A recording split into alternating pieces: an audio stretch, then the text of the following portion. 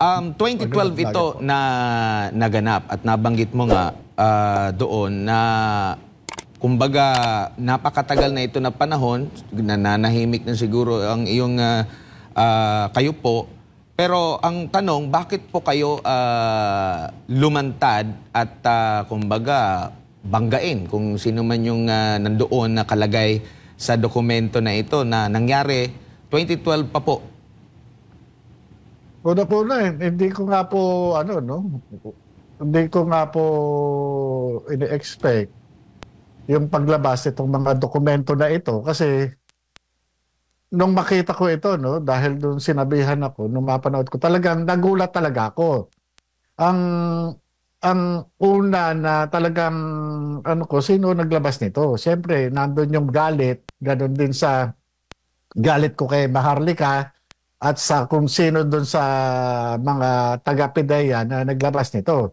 Kasi ang isa sa mga naiisip ko na kaya ito lumabas dahil doon sa nangyayaring involvement ng PIDEA Director General na sa pagitan ng ahente na kanyang di umano ay nakaalitan.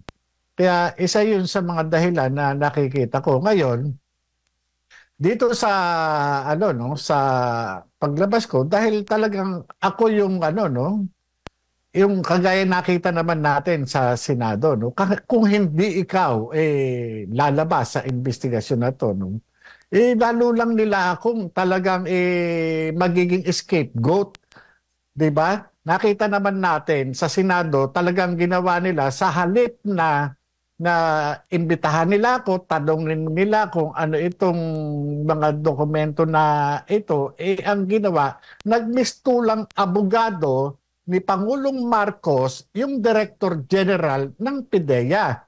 Hindi man lamang niya alamin na kung paano ito naging dokumento, hindi man lang niya ako tanungin kung ano yung nilalaman nito mga dokumento, kung paano ito nangyari at kung ano yung magagawa ng agency. Sa halip, talagang harap-harapan, siniraan niya ako sa publiko nang wala namang kompletong basihan yung paninira niya sa akin. And doon po sa pagdinig, tingin mo na ungkat ang dapat mausisa at dapat na malaman ng taong bayan? Kasi kung pagbabasehan natin ang mga comments doon sa live stream, tila nakukulangan sila, may something sila na hindi na-satisfy ang ating mga kababayang nanonood kahapon. Sa inyo po, naging daan ba ang unang pagdinig para mailahad sa taong bayan ang katotohanan? Alam niyo po, unang-una, nagkaroon ng katuparan, yung hinihingi ng taong bayan na madinig nila.